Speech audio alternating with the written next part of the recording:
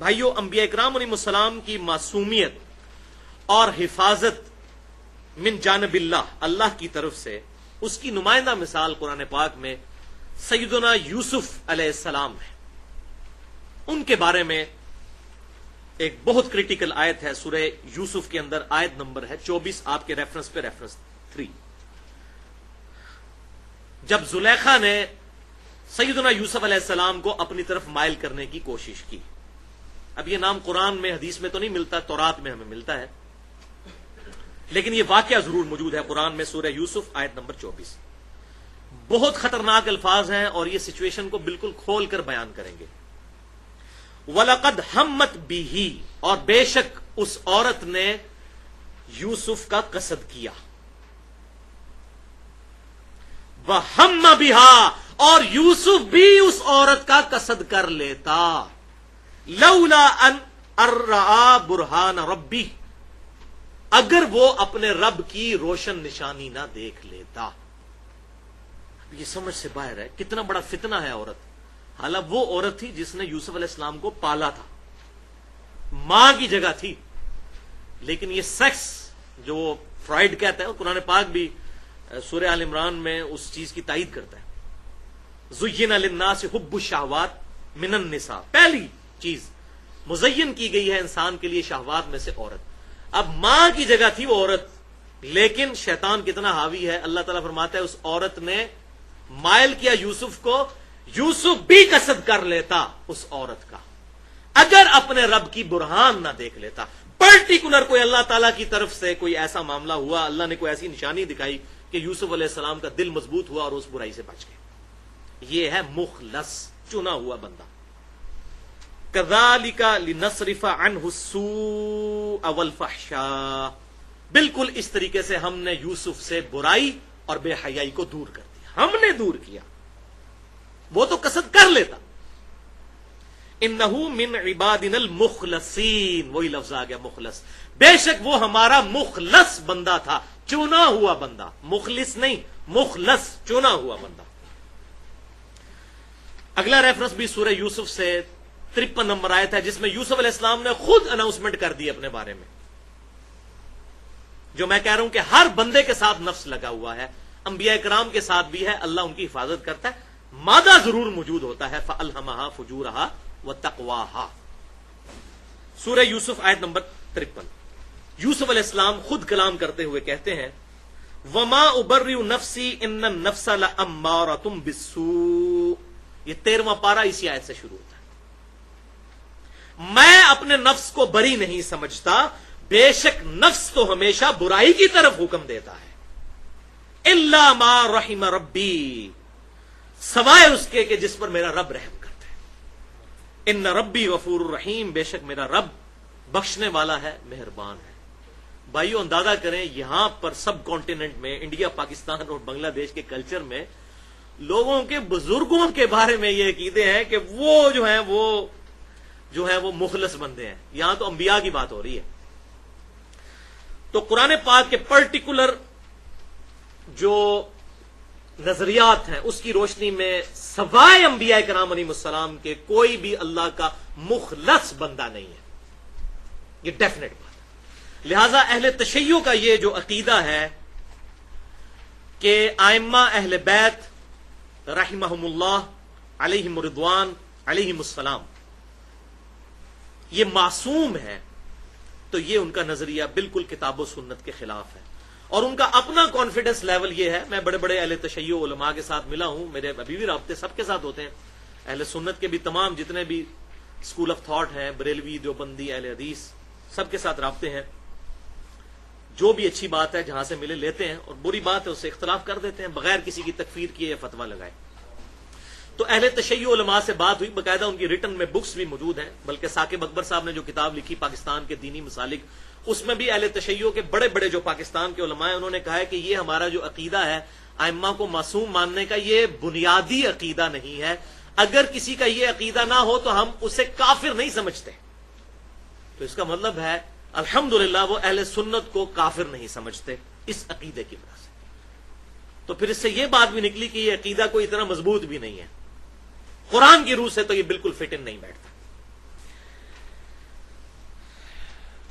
لیکن یہ بات درست ہے کہ جو اللہ کے نیک بندے ہوتے ہیں، صحابہ اکرام علیہم رضوان، اہل بیت عظام رضی اللہ عنہم اجمعین، یا ائمہ اہل سنت ہوں یا اہل تشیع کے، وہ تو ہمارے کامن ائمہ ہیں جو اہل بیت کے ائمہ ہیں،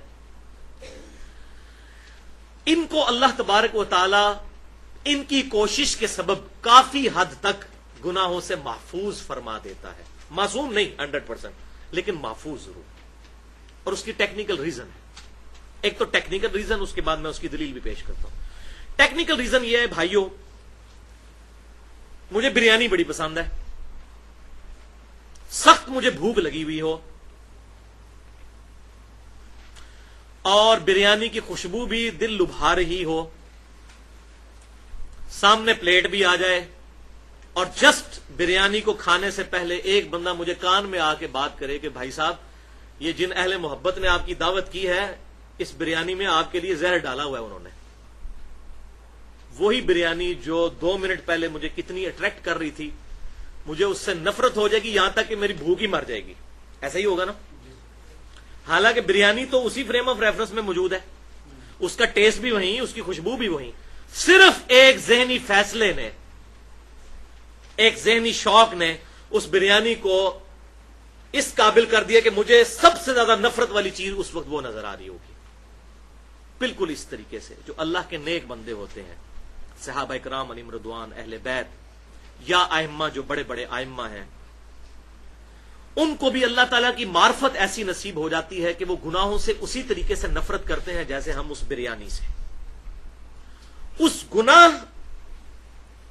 کا جو وہ نیگیٹو پہلو ہے ان پر اس طرح آشکار ہو جاتا ہے کہ وہ سوچتے بھی نہیں اس گناہ کو کرنے کا. یہ چیز ممکن ہے. اور اس کا ثبوت صحیح بخاری کی وہ مشہور حدیث ہے، کتاب الرقاق چیپٹر میں، انٹرنیشنل نمبر کے مطابق 6502، آپ صلی اللہ علیہ وسلم نے فرمایا، حدیث قدسی ہے، بڑی رکت انگیز، بہت رکت انگیز، کہ اللہ تعالیٰ فرماتا ہے، جو شخص میرے ولی سے دشمنی کرے گا، میرا اس کے خلاف اعلان جنگ. ولی سے مراد یہ نہ سمجھے گا جو اپنی عبادت کروا رہا ہے، کہ لوگ اسے سجدے کر رہے ہیں، اس کے پاؤں چوم رہے ہیں، اور اس نے کپڑے بھی نہیں پہنے ہوئے. یعنی انڈیا پاکستان کے ولی کی بات نہیں ہو رہی، یہ اس ولی کی جو کتاب و سنت کی روشنی میں ولی ہے. یہ تو اولیاء الشیاطین ہے اکثریت، یہ اولیاء اللہ کی بات ہو رہی ہے. اسی کہتے ہیں ولی. میں کہتا ہوں ہاں ولی کہیں، ولی اللہ نہ کہیں. ولی اللہ تو وہ ہوں گے، ولی اللہ ہم مانتے ہیں الحمدللہ. امام بخاری ہیں ولی اللہ، امام مسلم ہیں، امام حنیفہ ہیں، امام شافعی ہیں، امام احمد حنبل ہیں، امام باقر ہیں، امام جعفر ہیں. یہ بڑے بڑے ائمہ، یہ ہیں اللہ کے ولی. اور صحابہ کرام اور اہل بیت کے تو کیا ہی کہنے، وہ تو اولیاء کے سر کے تاج ہیں. تو میرا اس کے خلاف اعلان جنگ ہے جو میرے ولی سے دشمنی رکھے.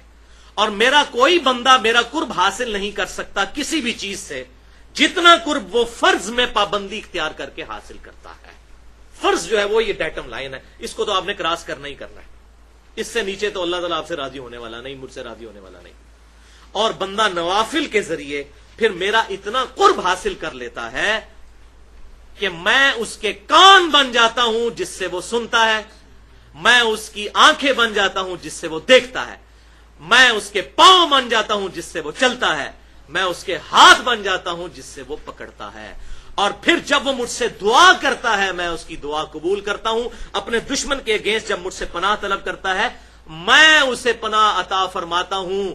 اور مجھے رب ہوتے ہوئے کبھی بھی کسی چیز پر کوئی تردد نہیں ہوتا سوائے اس چیز کے کہ جب میرے نیک بندے کی روح قبض کی جاتی ہے اس وقت میں بھی ریلیکٹنٹ ہو جاتا ہوں کہ میرا بندہ موت سے دوری اختیار کرنا چاہ رہا ہوتا ہے. زندگی کی محبت ہر بندے میں موجود ہے اور میں چاہتا ہوں یہ میرے پاس آ جائے.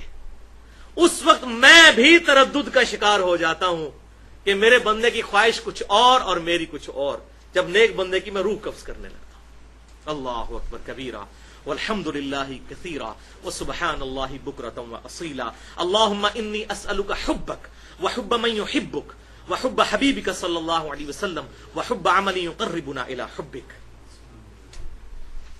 اللہ بھی تردد. اللہ. تو اس میں جو الفاظ آئے میں ہاتھ بن جاتا ہوں، پاؤں بن جاتا ہوں، اس سے مراد یہ ہے کہ جب وہ کوشش کرتا ہے فرائض اور نوافل میں پابندی اختیار کرنے کی تو میں پھر اس کی آنکھوں، ہاتھوں، پاؤں، کان، ان تمام چیزوں کو گناہوں سے محفوظ کر دیتا ہوں. یعنی اتنی ان کو نفرت دلا دیتا ہوں کہ وہ گناہ کی طرف نہیں آتے. اس کا وہ مطلب نہیں کہ اللہ تعالیٰ کو فزیکلی کان مان جاتا ہے یا بندے کے اندر حلول کر جاتا ہے ولیعوذ باللہ تعالیٰ، جس طرح بعض اہل بدعت کا عقیدہ ہے. یہ بالکل یہ مطلب نہیں. اگر یہ مطلب ہو تو آخر میں جو الفاظ ہیں کہ جب وہ مجھ سے دعا کرتا ہے میں قبول کرتا ہوں، دشمن کے خلاف پناہ مجھ سے مانگتا ہے تو میں دیتا ہوں، تو جب وہ خود اللہ کے ہاتھ بن گیا تو پھر اللہ سے پناہ کیوں مانگ رہا ہے؟